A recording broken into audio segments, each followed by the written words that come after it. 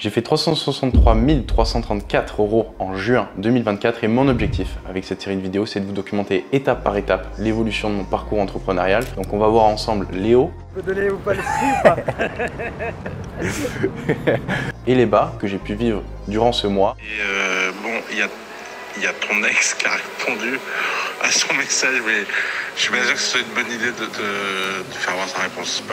Pour que vous puissiez apprendre à mes côtés. Il faut savoir qu'en mai 2024, j'avais fait un mois record avec plus de 430 000 € générés en 30 jours. Ça fait une moyenne à plus de 14 000 € par jour. Donc ce mois-ci, on a eu une petite baisse malheureusement. Et on va voir en détail qu'est-ce qui s'est passé et comment est-ce qu'on va pouvoir faire mieux le mois prochain.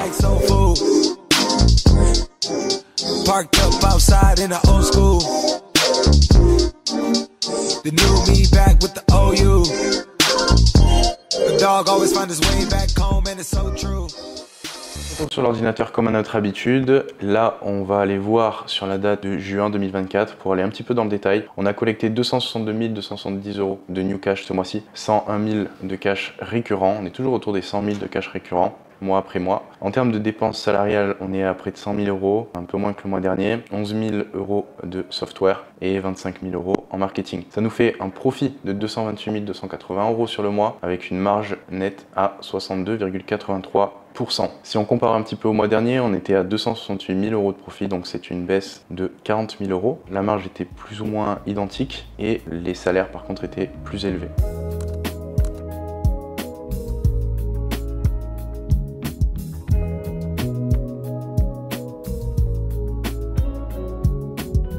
Ok les amis, on est actuellement dans une clinique dentaire. Je vais me faire retirer une dent. Alors, pour vous expliquer, les dents que j'ai, c'est des facettes. C'est pas mes vraies dents. Je sais qu'on dirait pas, que ça a l'air très naturel et c'est pour ça qu'elles sont bien faites. Mais en l'occurrence, la semaine dernière, je me suis pété une de mes facettes à la boxe. Là, ça se voit pas. Mais je me suis pété une facette et du coup, il faut qu'on la remplace. Donc c'est pour ça qu'on est chez le dentiste aujourd'hui.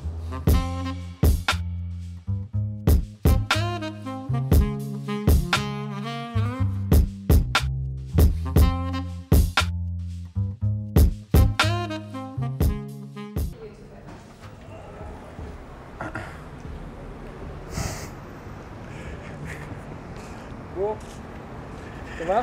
Ça va, ça va. Je peux donner ou pas le prix ou pas 1000 balles. 1000 balles pour pour changer une dent. Voilà. C'est Dubaï. Faut pas s'en péter une toutes les semaines. Donc là, on est sur les statistiques du mois de juin. Le nombre de leads, on a généré 7621 leads entre le trafic payant et le trafic organique, les deux réunis. On a réussi à booker 579 appels, on en a reçu 283, on a fait 133 ventes avec une moyenne par vente de 1972 €. Ce qui nous amène à 262 270 € de new cash collecté. Et si on compare un petit peu au mois précédent, on voit qu'on a eu quand même une baisse relativement drastique du nombre de leads, 9 782 contre 7 621 ce mois-ci. Ce sera intéressant de comprendre pourquoi est-ce qu'on a eu cette baisse. Est-ce que ça vient plutôt du trafic organique? Est-ce que ça vient plutôt des ads? En termes d'appels réservés, on en avait 433 le mois précédent. Ce mois-ci, on a eu une augmentation du nombre d'appels réservés, 579. C'est une grosse victoire parce que c'était un point de focus qu'on avait mis le mois dernier. On a essayé de mettre en place des choses ce mois-ci et je vais vous dire exactement ce que j'ai fait pour augmenter le nombre d'appels bookés que j'ai eu et la conversion du coup ici aussi. On voit que le pourcentage de calls booked ce mois-ci a augmenté, 7,60 contre 4,43 le mois dernier. En termes d'appels reçus, on en a reçu plus que le mois dernier, 283 ce mois-ci contre 274. Par contre, les taux de close ont un petit peu baissé et du coup on a fait moins de ventes, 133 ce mois-ci contre 160 le mois dernier. Je vais vous expliquer en détail ce que j'ai fait pour pouvoir réaugmenter cette conversion-là du nombre de calls booked. Pourquoi est-ce qu'on a une chute drastique du swap rate? On est passé à 50% alors que le mois dernier on était à 63%. Et pourquoi aussi notre taux de close a diminué? On était à 60% le mois dernier et ce mois-ci on était à 47%. Donc comme d'habitude, je me base toujours sur des données très précises pour pouvoir interpréter ce que je fais dans mon business et les résultats que j'obtiens afin de prendre les meilleures décisions et ne pas être trop émotionnel. Quand je discute avec mon équipe de closing, ils me font beaucoup de retours et c'est toujours des ressentis liés à ce qu'ils vivent au quotidien. Et si en fait je prends les inputs de tout le monde, que ce soit l'équipe contenu, l'équipe closing, l'équipe setting, etc., au final on se retrouve avec tellement d'informations qui sont contradictoires que c'est un petit peu difficile de s'y retrouver. Et la data, c'est froid, c'est limpide et ça permet de prendre des décisions qui sont lucides et qui permettent de faire évoluer le business. Bon Antoine, sorti de chez le dentiste, c'est quoi le programme sur cette fin de soirée? Alors sur cette fin de soirée, c'est quelque chose que je fais une fois par semaine en moyenne à Dubaï. Je vais avoir une masseuse qui va venir directement chez moi pour pouvoir me masser. Bien. C'est évidemment son métier. Voilà, c'est son métier. Non, je le fais parce que ça me permet de vraiment couper complètement pendant 1 heure, 1 h 30, de ne pas être sur le téléphone, de me détendre à fond pour pouvoir réattaquer la prochaine semaine à fond. Donc je recommande, si vous avez l'occasion, l'opportunité de vous mettre un petit massage de temps en temps. À Dubaï, évidemment, tout est très facile, donc elle vient directement chez moi. Et voilà. Ok, j'ai remarqué qu'au final que sur Dubaï, où toi dans ta configuration actuelle, tu vas beaucoup plus mettre l'accent sur des choses qui vont te permettre d'être meilleur en termes de productivité, en termes de physique, Ouais. plutôt que d'acheter vulgairement des choses Balenciaga, Gucci, etc. Tu vois. C'est vrai, c'est vrai. En fait, je me suis rendu compte à quel point c'était important de bien manager le stress et la pression qu'on peut avoir quand on est entrepreneur, tout comme un sportif de haut niveau au final. Va avoir des préparateurs mentaux, il va avoir des nutritionnistes, il va faire en sorte que sa récupération se passe bien entre les matchs. Mais un entrepreneur, c'est un peu la même chose, il faut qu'il arrive à durer dans le temps, et pour durer, il faut arriver à prendre soin de soi aussi. Donc moi je suis pas vraiment matérialiste. Le mec il a une Rolex au poignet, il dit qu'il est pas matérialiste. Ouais, mais pour la petite histoire, c'est Yomi, c'est ça qui te l'avait offert? Ouais, c'est Yomi qui me l'avait offert, c'est pas moi qui l'ai acheté de moi-même. Mais de manière générale, oui, je préfère investir mon argent sur moi, sur mon bien-être, pour pouvoir performer au quotidien, me faciliter la vie, comme par exemple tu vois, avoir des gens qui me font à manger, toutes les choses qu'on a pu voir, plutôt que m'acheter des trucs, quoi. Ouais. Il y a souvent une question qui revient d'ailleurs dans les commentaires, et peut-être que ça pourrait être l'objet d'une longue vidéo, parce que tu parlais d'investissement. Toi, t'investis dans quoi rapidement? Là, je me suis formé pour investir en bourse, donc j'investis dans des ETF. Okay. J'ai un portefeuille diversifié. Je n'ai pas envie de prendre des risques sur mes premiers investissements, donc je la joue long terme, je la joue effet cumulé. Je fais du DCA, donc Dollar Cost Average, j'investis un petit peu tous les mois ce que je gagne en bénéf, je le mets directement en bourse. J'ai investi dans le S&P 500 aux États-Unis, j'ai investi dans l'Eurostock 50 européen, sur les marchés émergents, j'ai un petit peu d'immobilier en bourse aussi, des REITs on appelle ça. Okay. Donc j'ai essayé de diversifier pas mal mon portefeuille pour diminuer les risques. Je me suis formé avant ça pour vraiment être bon. Et pour l'instant, c'est mon focus principal. Maintenant, j'aimerais bien acheter un appartement aussi à Dubaï, le mettre en location.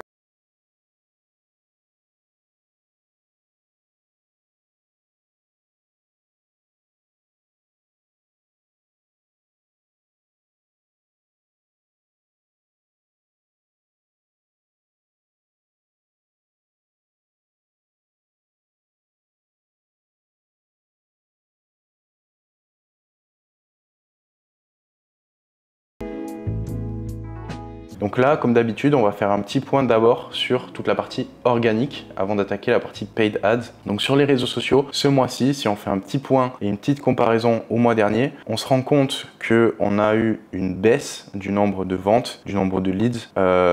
Donc on va faire un petit point par plateforme. D'abord, le nombre de leads entre mai et juin. On se rend compte que sur Instagram, on est resté plutôt équivalent. 1346 contre 1351 en mai, qui est positif. Instagram représente 40% de l'ensemble du nombre de leads qu'on génère en organique. Sur TikTok, on a eu une augmentation. On est passé de 688 à 761, donc c'est très positif. Sur YouTube, une petite baisse du nombre de leads. Sur Twitter, une bonne augmentation. Et sur LinkedIn, on a une diminution. Donc dans l'ensemble, la plateforme qui a le plus pêché ce mois-ci, on peut s'en rendre compte que c'est YouTube. Donc si on fait un petit comparatif global d'une plateforme à l'autre, on se rend compte que sur le mois de mai, en organique, on avait généré 3450 leads et que sur le mois de juin, on en a généré 3364. Donc en soi, la baisse du nombre de leads qu'on a observé sur le KPI global qui recouvre tout, elle n'est pas majoritairement due au contenu organique parce qu'on voit que c'est quand même plus ou moins identique.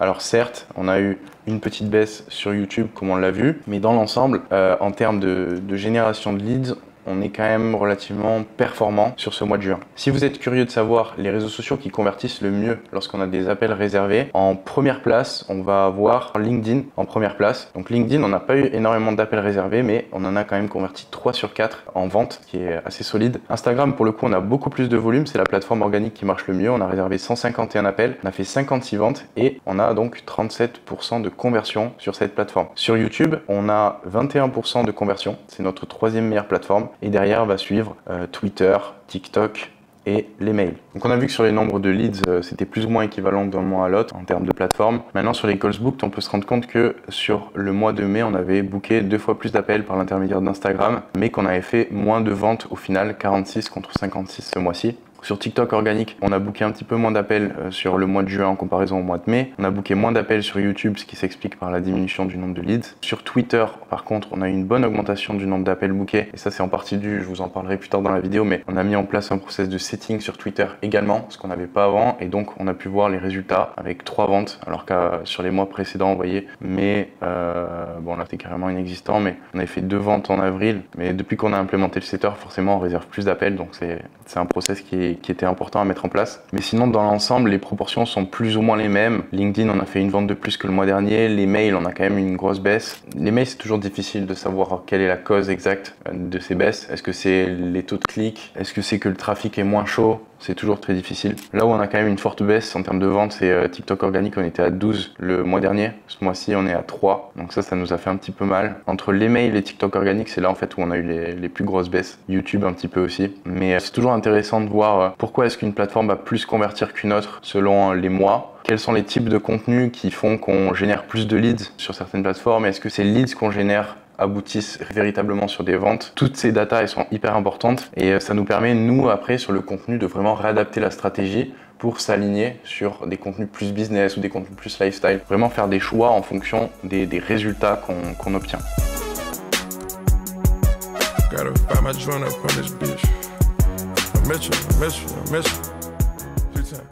Donc un des gros avantages qu'il y a à vivre ici à Dubaï, c'est qu'on a tout à proximité. Même si j'ai une salle de sport dans ma résidence, j'en ai une aussi juste en bas de chez moi, donc c'est là où on va, dans un mall. Là on est dans un mall et vraiment c'est à 1 minute à pied, c'est juste à côté.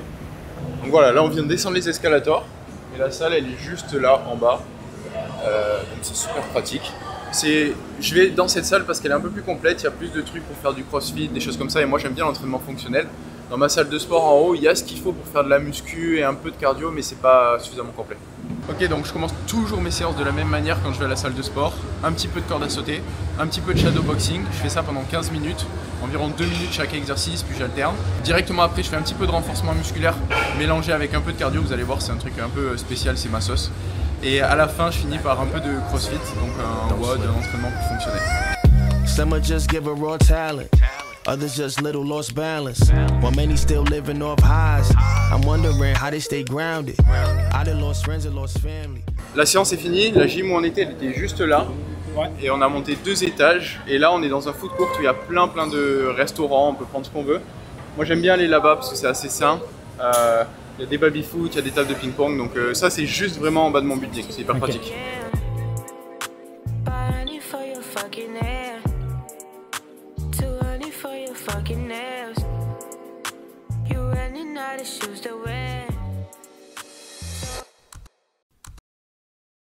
Donc les amis, c'est l'heure du déjeuner, on va manger. Alors moi, je mange quasiment tout le temps la même chose. Toujours un bol avec une portion de glucides, des légumes et des fruits, et une portion de protéines. Donc là, en l'occurrence, on a du poulet, des patates douces, du riz avec des fraises et des myrtilles, on appelle ça? Blueberries, des tomates et un petit peu de salade. En fait, c'est une sorte de salade composée. Pourquoi est-ce que je mange toujours la même chose? Déjà parce que ça me permet d'avoir une forme de routine pareil dans mon alimentation. Et puis si je mange pas tout le temps la même chose, je vais tendance à avoir ce qu'on appelle des pics de glycémie et derrière forcément des creux avec potentiellement un coup de fatigue dans l'après-midi, besoin de faire une sieste et tout. Donc ce que je fais moi dans ma diète, c'est très simple. C'est toujours des glucides à index glycémique bas, je mange toujours quasiment la même chose.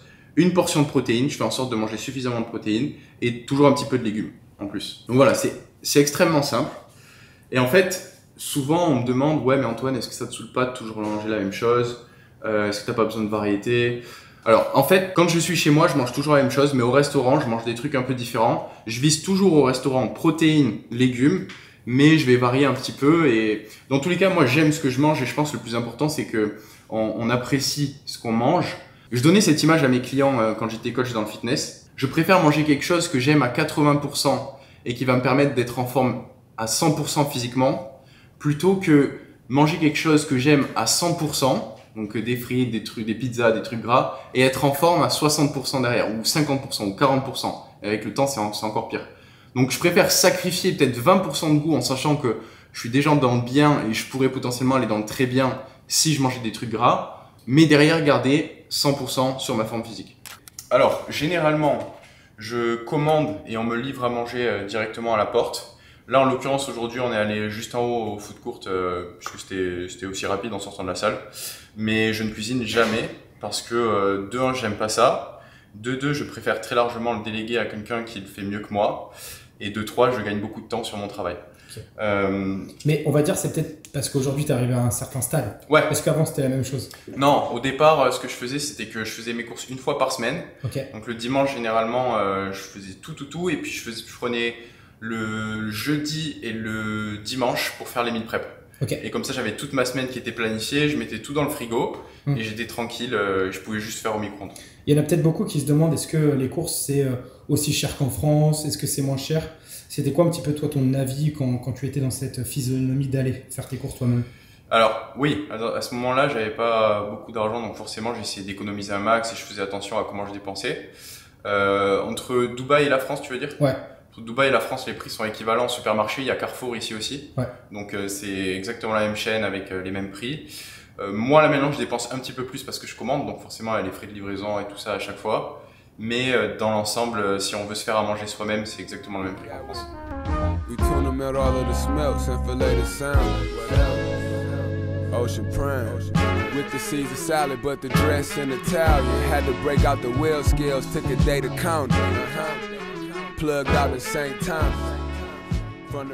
On vient de voir la partie organique, maintenant on va passer à la partie ads. Si on fait une petite conclusion rapide de la partie organique, on se rend compte qu'on a un nombre de leads qui est plus ou moins équivalent. Par contre, un nombre de ventes qui est en baisse sur certaines plateformes, on l'a vu TikTok, les mails, et donc c'est ce qui explique cette baisse du nombre de ventes globales sur la partie organique. Maintenant sur la partie paid ads, on se rend compte qu'en termes de leads générés, au total, on avait fait 7312 leads par le paid ads en mai et ce mois-ci, on en a fait au total 4997. Donc c'est une baisse de plus de 2000 leads par le trafic payant. Si on regarde un petit peu les calls booked sur les calendriers des closers, on en avait eu 112 le mois dernier. Ce mois-ci, on en a 64, donc une division par 2, c'est énorme et c'est ce qui explique en partie la baisse du chiffre d'affaires. Et si on regarde les ventes, on se rend compte qu'on en a eu 32 ce mois-ci et on en avait eu 50 le mois dernier. Donc presque 20 ventes d'écart par le trafic payant.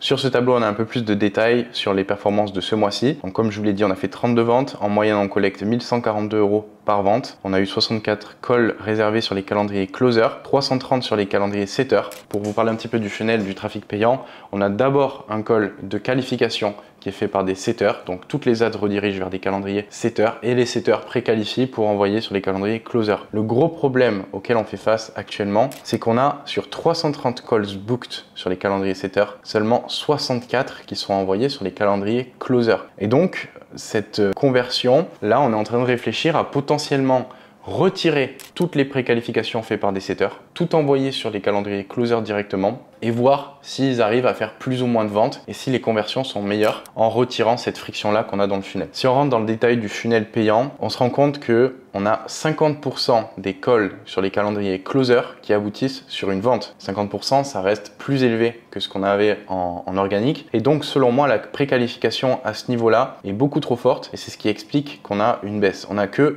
21% des call setters qui arrivent sur les calendriers closer. Donc moi, je serais d'avis d'avoir une préqualification moins forte pour pouvoir voir la différence de conversion ici et si au final on est gagnant ou pas. Donc ça c'était sur le mois de mai. Sur le mois de juin, les conversions sont plus ou moins identiques. On est à 15% ici, 50% là. Donc en fait, si on devait tirer une conclusion, la grosse différence ce mois-ci, elle se situe sur le volume de leads générés entre le mois de mai et le mois de juin. Sur le mois de juin, on en a fait 4997. Sur le mois de mai, 7312. Pourquoi est-ce qu'on a eu une diminution ? Parce que tout simplement notre ROAS n'est plus aussi bon. On a eu 2,25 de ROAS en juin alors qu'en mai on avait 3,67. Donc on pouvait dépenser beaucoup plus. On a dépensé 20 000 € en mai. Ce mois-ci on a dépensé 16 000 parce qu'on était plus tight, parce que les coûts par leads étaient plus élevés. 3,25 € de coûts par leads contre 2,75 € le mois dernier. Coût par vente 400 € contre ce mois-ci 500 €. Et donc profit brut forcément plus faible ce mois-ci que le mois dernier. Là on se rend compte que le gros point faible qu'on a eu ce mois-ci,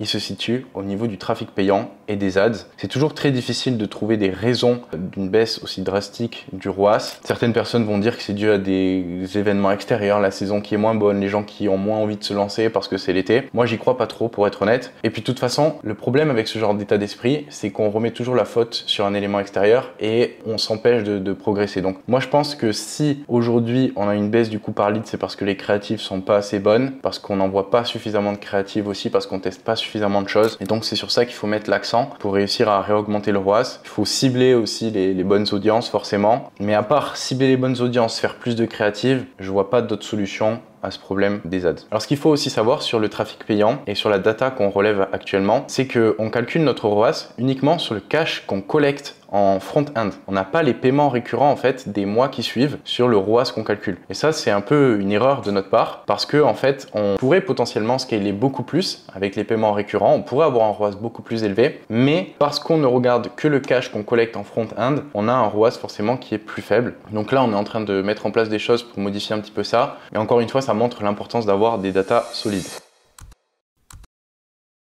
Ça va Antoine? Ouais. Bon, on est arrivé, je viens juste d'arriver. C'est quoi le programme de cet après-midi du coup?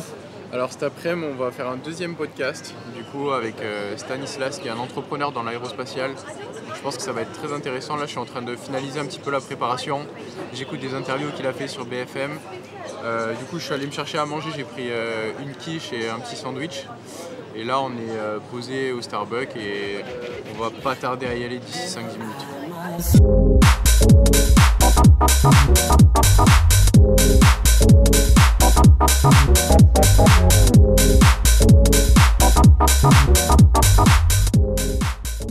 On vient juste de finir le podcast les amis, donc là je vais rentrer tranquillement.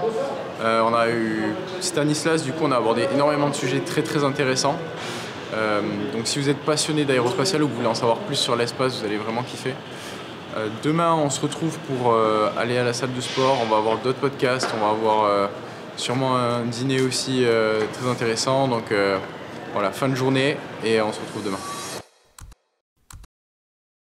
Ça va Antoine?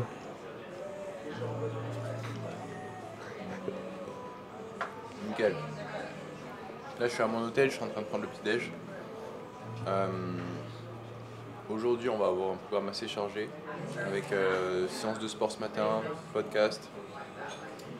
Au petit déj en général, donc je prends plutôt des protéines, donc il y a des œufs en l'occurrence avec du jambon, un petit peu de fromage blanc. En fait j'essaie de... Bon, là il y a quelques stigmates de quelque chose qui normalement n'aurait pas dû se passer, mais c'est pas grave. J'essaie de me concentrer comme chez moi sur prendre des protéines. Il y a plein de trucs hyper tentants, genre des pancakes, des croissants, des chocos, donc j'ai craqué pour une demi-choco. Mais sinon j'essaie de rester clean. Merci. Petit café aussi. Important café. Faut se réveiller. Et voilà, c'est tout.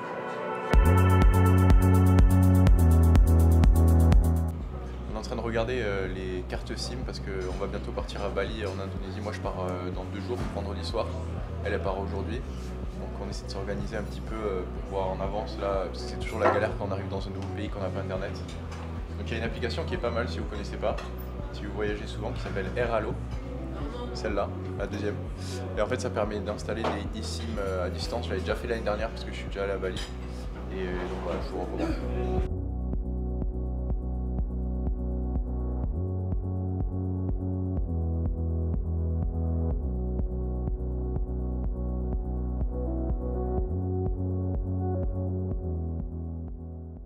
Ça va Antoine? Nickel. Fin de séance? Ouais, fin de séance, on va rentrer à vélo. Next step, petite douche. On va avoir un call à 13h avec l'équipe pour analyser un petit peu le business et la data. Alors c'est un peu compliqué cette semaine, j'ai du mal à avancer parce que j'ai énormément de podcasts, énormément de tournages. Donc je suis pas trop focus, c'est difficile en fait d'être à la fois créateur et entrepreneur. Je fais beaucoup de contenu, donc le business est un peu mis de côté. Et cette réunion-là que j'ai une fois par semaine, c'est vraiment du non négociable pour voir où est-ce qu'on en est par rapport à l'avancée des projets et prendre de nouvelles décisions s'il y a besoin. Donc voilà, c'est ce qu'on va faire maintenant. On a 20 minutes de vélo et puis on enchaîne. Allez, c'est parti. Mami, te siento lejos, dime dónde estás. Te quiero chingar, te voy a arrastrar. Deja Ça va Antoine? Ouais, nickel. Du coup là on va enregistrer le podcast d'ici une dizaine de minutes. On est dans le studio, il y a des personnes qui viennent juste de finir avant nous. Et on va enchaîner, donc on va recevoir Noah qui est un youtubeur qui a 2 millions d'abonnés. Et l'objectif ça va être comme d'hab de parler en discussion chill. Donc ça va être cool. Allez, top. TikTok, conmigo esa gata se escapó y en su casa nadie lo notó, que conmigo la baby esta noche la pasó cabrón. Sur la partie closing, en termes de taux de show et de taux de close, ce mois-ci on était à 50% de taux de show, 52% de taux de close, là où le mois dernier on était à 61% et 57%. Ça s'explique par une chose toute simple. Par contre on voit que voilà, le volume d'appels réservés est plus important ce mois-ci que le mois dernier. Et tout ça s'explique par une chose toute simple. Si vous avez suivi le dernier épisode de Build in Public, je vous ai dit qu'on allait retirer en fait tout ce qui est préqualification sur le trafic organique qui vient de Instagram et de YouTube. Étant donné qu'on a plus ces préqualifications avec les setters, on a réservé plus d'appels, on a eu aussi plus de trafic moins engagé parce qu'ils n'avaient pas ce premier appel avec un setter et donc ça a eu un impact sur notre taux de présence sur les appels, les gens se présentaient moins. Donc pour rectifier le tir, on a mis en place un process pour que les closers puissent faire plus de rappels avant l'école et on va voir si ça va porter ses fruits sur le mois prochain. On a aussi essayé de mettre en place plus d'automatisation de relance pour ce qu'on appelle les one call close du coup puisqu'il n'y a pas de 2 appels. Et pour le coup, si on analyse en détail la répercussion de cette décision sur le business, on se rend compte que de l'entrée à la sortie du funnel, quand on multiplie ces 3 éléments de conversion, on avait 1,6357 en mai et ce mois-ci en juin on a 1,7452. Donc le fait d'avoir réaugmenté ça, même si derrière on est un peu plus perdant ici et là, au final on se rend compte que ça convertit mieux et donc que la décision de supprimer les préqualifs en organique était la bonne. Donc même si la tâche est un petit peu plus difficile en ce moment pour les closers parce qu'ils ont moins de taux de présence sur les appels, ils closent moins facilement, et bien au total nous on se retrouve gagnant puisque le funnel convertit mieux et on arrive à faire plus de ventes. Donc si on devait faire une petite conclusion de l'interprétation de toutes ces données, on se rend compte que ce mois-ci, le trafic payant, ça a été notre bête noire. C'est ce qui a fait que le business a chuté un petit peu. Sur la décision de supprimer les préqualifs, elle était bonne. Ça nous a permis d'augmenter les conversions. Mais étant donné que le volume total de leads qui rentrent dans le funnel était plus faible à cause du trafic payant, eh bien, overall, on a été perdant ce mois-ci. Donc pour le mois prochain, le premier focus et le plus important, ça va être de continuer à performer sur toute la partie organique, continuer à maintenir ces stats qui sont solides et qui nous apportent une vraie stabilité, réaugmenter les stats sur le trafic payant pour réaugmenter le volume total de leads et en termes de conversion, demander aux closers de faire plus de relances pour que le show up rate réaugmente un peu.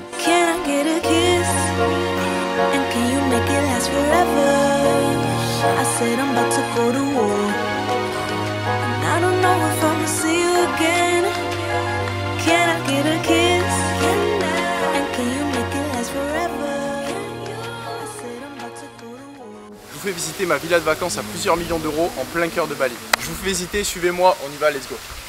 L'avantage de cette maison, c'est que l'aspect végétal est super présent, on ressent vraiment l'esprit balinais et pour le coup, ça change pas mal de Dubaï. Donc ça, c'est une des 5 piscines, je sais pas exactement combien il y en a, mais c'est super agréable d'avoir plusieurs points d'eau dans la maison. Vous voyez, il y a une fontaine. La piscine, il faut savoir ici qu'en fait elle est transparente, donc on peut se voir nager au travers, c'est plutôt pratique. Et le design est plutôt sympa, moi j'adore en tout cas. Donc ici c'est le salon secondaire, c'est le 3e niveau de la villa, c'est le plus bas. On a accès à un garage directement, donc c'est vraiment idéal pour recevoir du monde. On a des grands canapés pour se poser, une grande table, une grande cuisine, donc c'est vraiment idéal. On vient de voir le tout premier étage de la villa, maintenant on va passer au 2e, c'est là où on passe le plus clair de notre temps. Donc suivez-moi, let's go. Pour passer d'un étage à l'autre, on prend des petits escaliers au milieu de la jungle. Il faut faire attention de ne pas tomber. Alors ici, il y a des sacrés insectes. Il faut tomber parfois sur des araignées, des mille-pattes, des abeilles qu'on n'a pas du tout en Europe. Donc il faut faire aussi attention à ça. Ici, on continue la visite avec un coin pour bronzer. Assez simplement, c'est souvent les filles qui viennent se poser là pour prendre le soleil. Donc ils ont vraiment pensé le truc qu'on puisse avoir le soleil pile poil au bon endroit pour bien bronzer. Ici on a un coin extérieur avec une petite table. On n'est pas allé super souvent ici. Il y a un petit robinet aussi, quelque chose pour faire des barbecues si jamais. Ici c'est un coin sympa pour se poser. On a fumé quelques cigares lorsqu'on a reçu du monde, donc c'est plutôt cool. Comme vous pouvez le voir juste à côté, on a la 2e piscine du coup, qui est en extérieur aussi. Toujours avec le même design très rectangulaire. Juste à côté de cet espace extérieur, du coup, on a la salle à manger dans laquelle on mange tous ensemble. Il faut savoir qu'on est 5 entrepreneurs dans la villa qui avons loué pour quelques semaines. Et donc, on aime bien se retrouver là le soir pour pouvoir parler un petit peu de nos business et échanger. Donc, juste derrière vous, c'est là où je fais ma boxe à chaque fois. D'ailleurs, si je suis en tenue de sport et que vous vous demandez pourquoi, c'est exactement pour cette raison. Je vais avoir mon coach de boxe qui va venir à la villa d'ici quelques minutes pour pouvoir faire mon entraînement. Et donc c'est hyper pratique de pouvoir aussi faire venir du personnel ici et s'entraîner au bord de la piscine. Ensuite ici on a un petit coin herbe extérieure. Non, il n'y a pas grand chose à dire. Là on passe pas mal de temps aussi sur ce canapé le soir quand on rentre d'activité. Ce qu'il y a de bien à Bali, c'est qu'on peut bouger pas mal à différents coins de l'île. Et donc, ce qu'on aime bien faire le soir, c'est se poser un peu après manger pour échanger et parler. Alors, là, je vais vous montrer la cuisine principale. Il faut savoir qu'on a un chef à domicile qui s'occupe de nous faire à manger. Il est juste derrière moi d'ailleurs. How are you? Good. Good. I'm doing a visit of the villa. You like coming to the villa? Good? Of course. Yeah. Good. Thank you for the food. It's always very good. Thank you. Donc voilà, ça c'est hyper pratique d'avoir quelqu'un qui nous prépare à manger. Si on a envie de fruits ou quoi que ce soit, il est tout le temps disponible, donc c'est vraiment cool. Ici, on a un petit coin salle de jeu, un petit coin repos. Il y a beaucoup de salles de repos. On n'y est pas allé souvent dans celle-là parce qu'elle est plus en intérieur. Donc c'est pratique s'il fait un peu moins beau. Mais en l'occurrence, on a été plutôt gâtés par le temps, donc c'est cool. Donc là, du coup, on va passer au 3e étage de la villa. Comme vous pouvez le voir, les escaliers sont très sympas en extérieur. J'adore le design. Juste ici, on a une autre salle de repos intérieur, une salle de jeu. Donc voilà, un petit canapé avec une petite télé. Et je crois qu'il y avait une Nintendo, mais qui n'est plus là. Donc quelqu'un a dû la prendre. Donc ici, on est au 3e étage. Il y a plusieurs chambres qui sont toutes très spacieuses. Donc là on est dans la master bedroom, il y a 2 douches, une baignoire. Elle est vraiment super spacieuse. On a la chance d'avoir du personnel qui vient s'occuper de ranger tous les jours et de faire nos lits. Et après on a cette petite vue sur le balcon qui est vraiment très très sympa.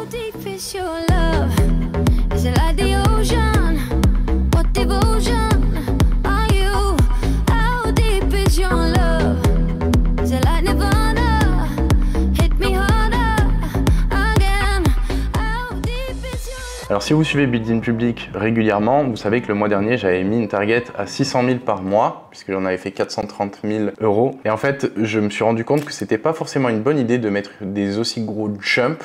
Ça a des points positifs, ça a des points négatifs. Le fait de faire des gros jumps, ça nous permet de nous concentrer sur l'essentiel. Donc pour passer de 400 à 600, je vais pas pouvoir le faire en allant dans le détail d'une conversion. Il faut que je réfléchisse out of the box et que j'essaie de trouver des solutions qui sortent un petit peu de l'ordinaire. Donc ça a du positif, mais ça a aussi du négatif parce que ça prend le risque de démotiver un petit peu les équipes, notamment sur la partie contenu, sur la partie closing. Parce que quand on est tellement loin des targets qu'on se fixe, on se dit à quoi bon continuer de se battre. Donc ce que je vais faire maintenant, c'est que d'un point de vue stratégique, moi en perso, je vais continuer à réfléchir en big jump qu'on peut faire, en me fixant des targets qui sont parfois voilà, x10 ambitieuses. Et par contre, quand je communiquerai en interne à mes équipes, je ferai des petits objectifs qui sont vraiment atteignables pour les garder motivés et engagés. Donc là, j'ai baissé de 600 000 à 500 000 par mois, puisqu'on avait réussi 430 en mai. Ça nous ferait un nouveau mois record. Et donc sur les datas, si on veut atteindre ces stats-là, il faut qu'on fasse 200 ventes sur le mois avec 2000 € de cash collecté en moyenne, 400 calls reçus, 667 calls réservés et 10 582 leads générés sur le mois.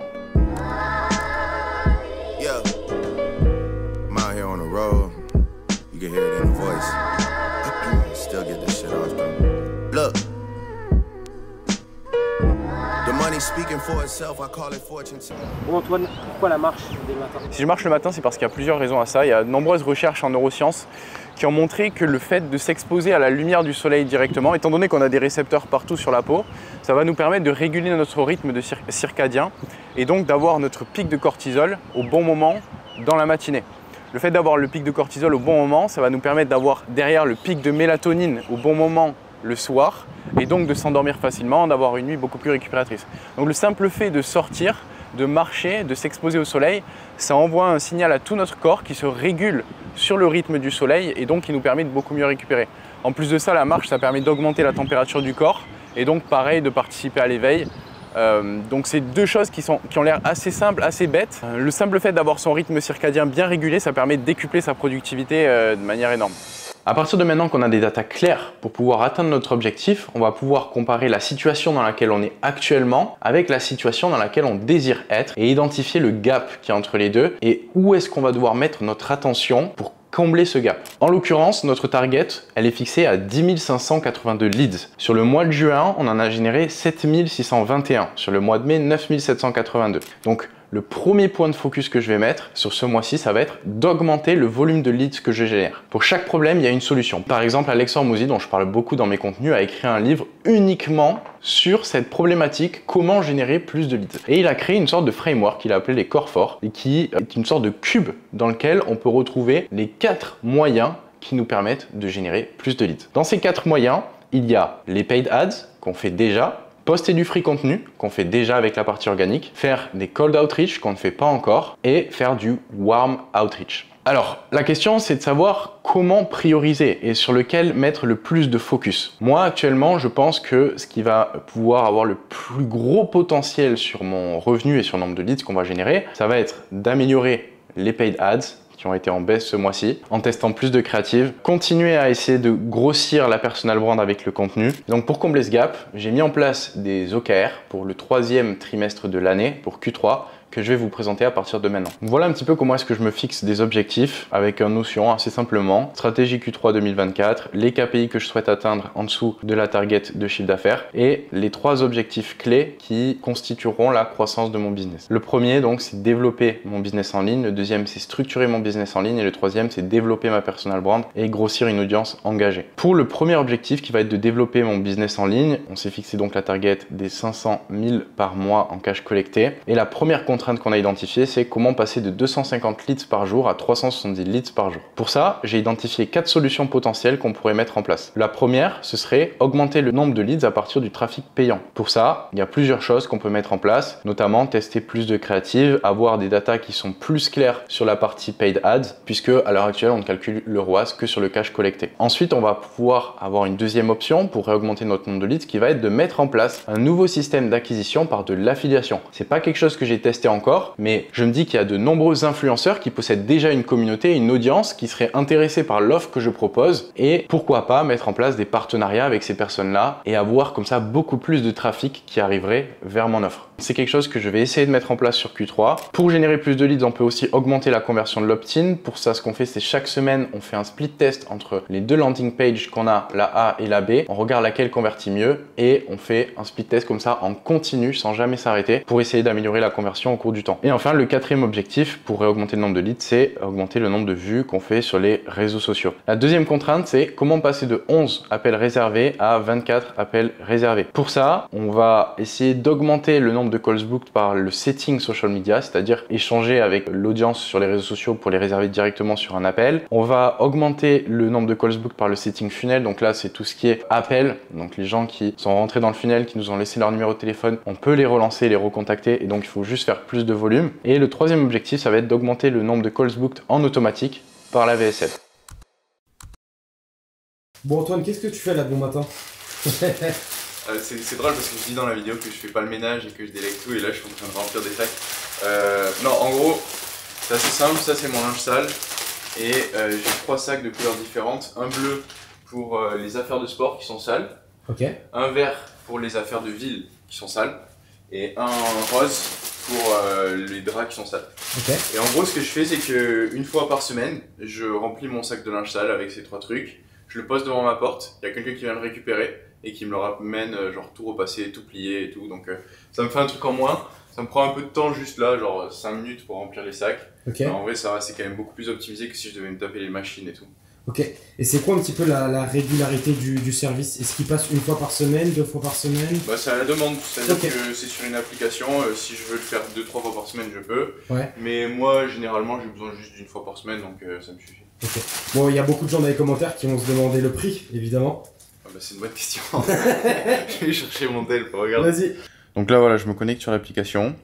C'est en cours. Donc là, voilà, je vais faire Place New Order, Laundry and Cleaning.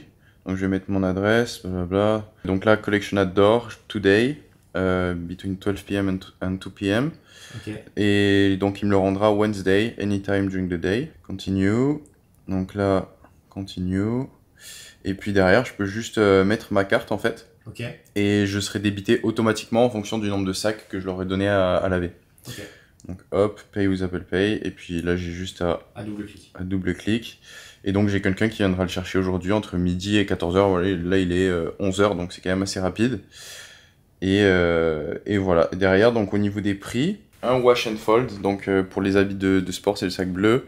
Ça coûte 66 dirhams par sac, donc ça fait un peu plus de 15 €. Okay. Pour le pressing, j'ai l'impression que c'est par habit. Donc par exemple les tops, t-shirts c'est 16 dirhams. Ouais, t'as tous les prix à chaque fois par rapport aux vêtements. Par rapport aux vêtements, et puis eux ils le font automatiquement. Okay. Et après les draps c'est 77 dirhams par sac. Okay. Donc en gros je pense pour un lavage par semaine, je dois en avoir bien pour peut-être 50 €. Ok.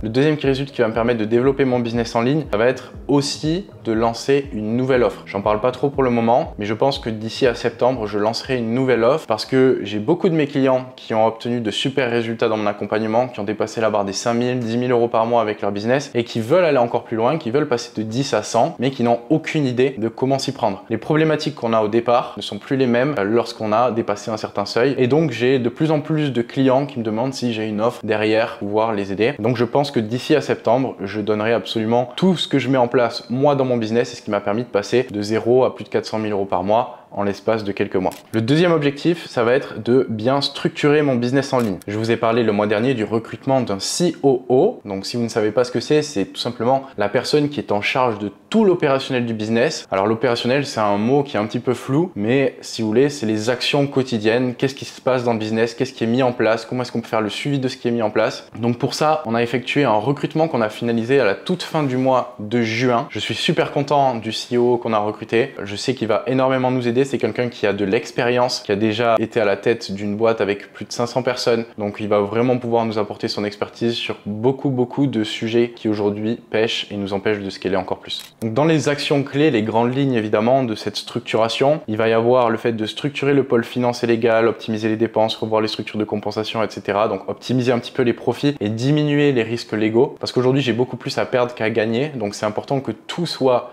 ultra carré sur le plan légal pour ne pas avoir de problématiques et que je puisse vraiment durer dans le temps. Ensuite, décomposer les OKR macro en OKR par département. Donc moi, les gros objectifs là que je vous annonce, c'est un petit peu les grosses guidelines, mais maintenant il faut les décomposer pour que chaque personne dans le business soit évaluée avec une certaine KPI et qu'on puisse les tenir responsables et mesurer leur performance au cours du temps pour vraiment faire un management efficace. Ensuite, il va nous aider aussi à optimiser les process, automatiser ce qui peut l'être, standardiser, mettre en place des outils de gestion de projet, améliorer les fréquences de meetings, communication interne, suivre les KPI du business en améliorant les systèmes de data tracking qu'on a déjà. Il est très calé en intelligence artificielle, donc il va pouvoir nous aider à l'implémenter pour suivre la data, recruter des players et aider Antoine dans le lancement de la nouvelle offre. Donc c'est vraiment un recrutement clé sur lequel je mise beaucoup et qui, je sais, va pouvoir m'aider à passer un autre step dans mon business. Parce qu'en fait, jusqu'à 400 000 par mois, j'avais vraiment le sentiment que j'étais en contrôle de tout, que j'arrivais bien à gérer, que je comprenais ce qui se passait. Et puis, dès qu'on a passé cette barrière des 400 000, les choses ne restent pas en croissance. Il y a toujours des petites choses qui se désagrègent au cours du temps. Et quand il y en a plein qui se désagrègent en simultané, ça fait qu'on disperse son énergie sur beaucoup de choses et que du coup, on est plus focus sur les gros piliers qui peuvent nous faire grossir. Et moi, mon objectif, c'est vraiment d'être concentré sur les gros piliers. Donc, développement de ma personal brand, le troisième objectif, et vision, stratégie, c'est ce que j'aime le plus pour voir comment passer les steps. Donc développement de la personal brand,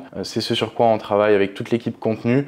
On est en train de se fixer des targets précises sur le nombre d'abonnés qu'on veut, le nombre de vues, le nombre de leads, le nombre de calls book, le nombre de ventes, les conversions, et analyser si tel type de contenu ou tel type de contenu nous rapproche de nos objectifs. Ce qui crée un peu de confusion avec le contenu, c'est qu'on a plusieurs métriques et c'est pas toujours facile de savoir laquelle regarder en priorité. On peut faire de la priorité le nombre de vues qu'on a, on peut faire de la priorité le nombre de calls calls qu'on réserve ou le nombre de leads qu'on génère par l'intermédiaire d'un certain type de contenu. Et au plus ça va, au plus je me rends compte que le contenu qu'on va faire lifestyle va nous permettre de générer plus de vues, mais des vues moins qualifiées. Des gens qui sont moins susceptibles de prendre mon programme et de passer à l'action, sûrement parce qu'ils sont jeunes et parce qu'ils sont inspirés par le lifestyle. Et du coup, de plus en plus, je suis en train de repenser ma stratégie de contenu pour vraiment la réaxer sur mon avatar, la personne qui aujourd'hui souhaite démarrer un business en ligne ou a déjà un business en ligne, et donc vraiment du contenu plus technique, plus pointu, qui apporte de la valeur et pas seulement qui inspire. L'avantage avec un format comme Build in Public, c'est qu'on est un peu au croisement des deux, puisque vous voyez ma vie et vous voyez en même temps cet aspect business très technique. Mais je sais que ma priorité, c'est pas d'être connu à tout prix. Je valorise plus le fait d'atteindre mes targets business sur le plan financier que d'être reconnu partout en France. Même si j'avoue que c'est très cool de pouvoir discuter à chaque fois que je vous croise.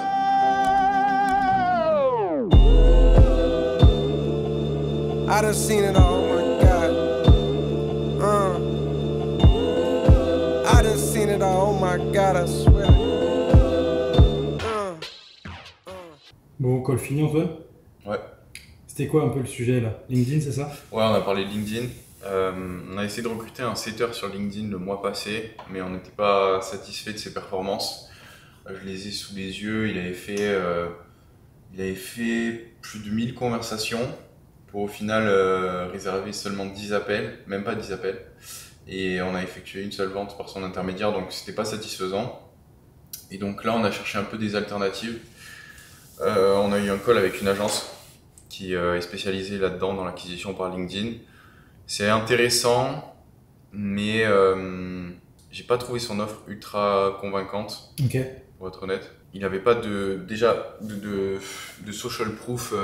Alors il a mis une garantie sur les résultats qu'il proposait, mais j'ai l'impression qu'il n'avait pas de social proof concrète, tu vois, de stats qui pouvaient avancer sur voilà, je propose cet accompagnement, généralement les gens ils ont ça comme résultat à la fin.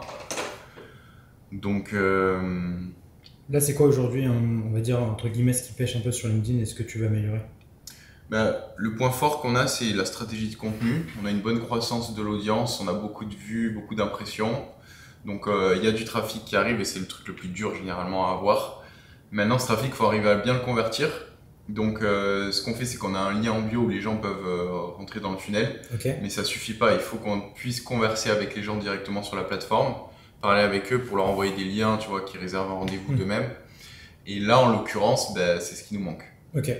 Et puis je pense qu'il y a aussi un aspect acquisition qu'on peut faire en mettant en place des systèmes de prospection. Tu vois, réussir à scriper des emails, des choses comme ça pour faire rentrer encore plus de monde dans le cycle de vente. Mais ouais, il y a des améliorations à faire et je sais qu'il y a beaucoup de potentiel sur la plateforme parce que je sais qu'on a des concurrents qui font beaucoup d'argent dessus. Donc c'est un focus qu'on doit mettre. Comme tous les mois, j'aime faire un petit détour par les résultats de nos clients parce que ça reste la finalité. Au final, on vend une offre pour apporter de la valeur et c'est parce qu'on apporte de la valeur qu'on arrive à générer ces chiffres derrière. Et donc, le commencement, c'est avant tout à quel point est-ce que le produit ou le service qu'on délivre est bon. Et pour le coup, on a quand même des résultats qui sont toujours aussi bons mois après mois avec de nombreux témoignages. Hugo Michel, le 1er juin du coup, qui a fait sa première et deuxième vente dans la foulée, déjà 2 ventes après 45 jours. Maël, qui a fait plus 600, qui a passé même la barre des 3000. Ça y est, j'ai refait une vente hier et atteint les 3000 de CA depuis que j'ai rejoint l'accompagnement. Donc tout ça, c'est juste le 1er juin, pour vous donner un ordre d'idée du volume de témoignages. Ah oui, et moi, ce mois-ci, je suis à 2970 € de CA, donc Paul Chambelin. Kevin, une vente, collecté 1000, contracté 3000. Clément, 8 ventes sur la semaine avec 14 400 et globalement 25 200 sur le mois de mai. 2 ventes cette semaine, 1200 € contractés, 3 ventes. Donc tout ça, c'est 1er juin. On peut continuer 2 juin, 3 juin. Tous les jours, on a énormément de personnes qui tirent parti profit de cette opportunité. Au total, sur les 3 mois, je suis autour de 20 000 € de chiffre d'affaires contracté. Je vais être proche des 10 000, 9 000, 5, 10 000. C'est pas mal, c'est pas mal. Et là, en 3 mois, je suis déjà à 40 000 € de chiffre d'affaires. Pourquoi? Parce que de plus en plus de personnes se tournent vers l'enseignement en ligne pour apprendre une compétence. Et moi, ce que je fais, c'est que j'aide des personnes à monétiser une compétence ou une passion qu'ils ont déjà et à l'enseigner à un groupe spécifique de personnes. Donc par exemple, dans mon accompagnement, il y a des gens qui étaient profs de coréen en physique, qui galéraient pour trouver des clients dans leur ville et ils ont rejoint l'accompagnement, ils ont commencé à créer du contenu sur les réseaux sociaux, donc ils ont touché une clientèle beaucoup plus large, toute la France, et ça leur a permis de vivre de leur activité. Aujourd'hui, par exemple, on a un prof de coréen qui fait plus de 5 000 € par mois avec ce business-là et il apprend aux gens le coréen en ligne. Il y a énormément de compétences qui peuvent être monétisables en utilisant correctement les réseaux sociaux et moi, c'est ce que j'apprends à mes clients. Et petit aparté, je ne vends pas du OnlyFans. Pour ceux qui ont la ref, vous pouvez le mettre en commentaire.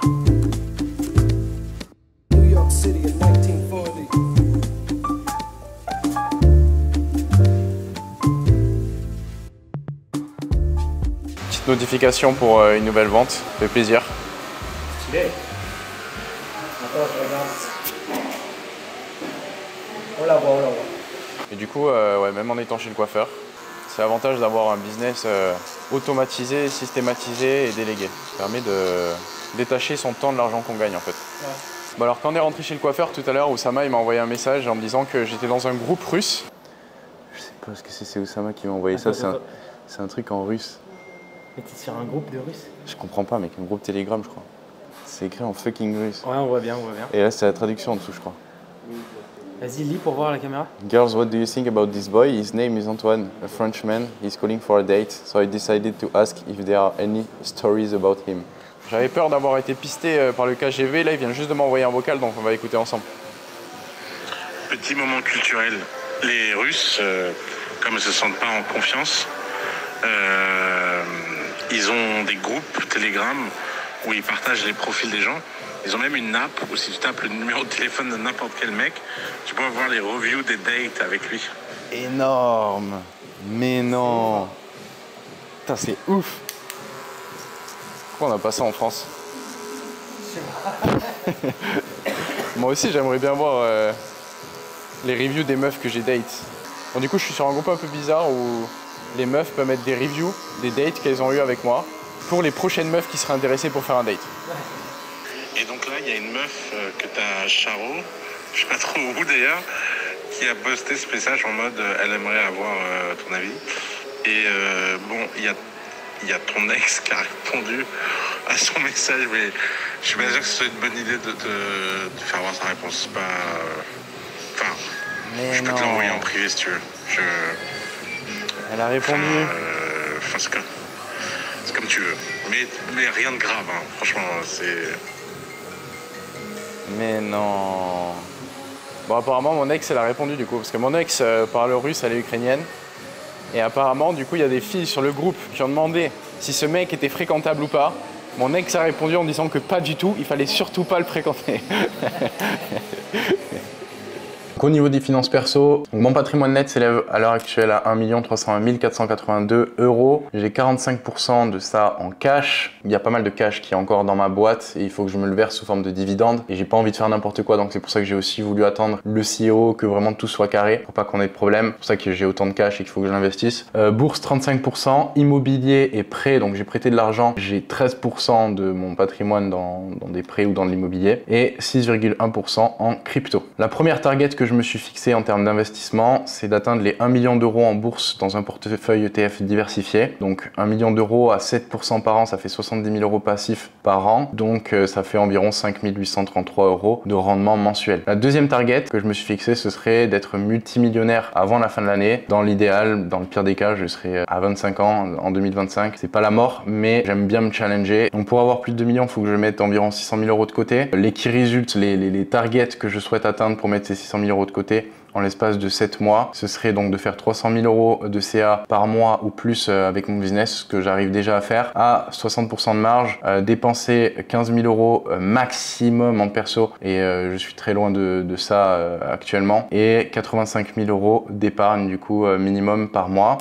Dites-moi en commentaire si vous serez intéressé pour que je fasse un suivi de mes dépenses personnelles chaque mois, pour que vous puissiez voir à peu près, voilà, là vous voyez concrètement combien je gagne, mais vous pourriez aussi voir combien je dépense pour avoir un ordre d'idée. Si ça vous intéresse, dites-le moi en commentaire. Et je pourrais même aller plus loin en faisant une vidéo d'une semaine où je vous documente toutes mes dépenses à Dubaï. Encore une fois, merci à toi de suivre la série Build in Public. On se retrouve le mois prochain pour un nouveau débrief et moi, je te souhaite tout le meilleur. Salut. Il est vachement monsardé par contre. Monsardé? Ouais. Ça veut dire quoi? Je suis tout le temps, Ah merde. J'ai envoyé une vidéo à ma meuf tout à l'heure, je te vois pas. Attends, on en veut pour notre argent sur Antoine Blanco. Le mec qui tasse le sac. Alex Hormozy, que j'adore. Vraiment, je les trouve magnifiques. Ah putain.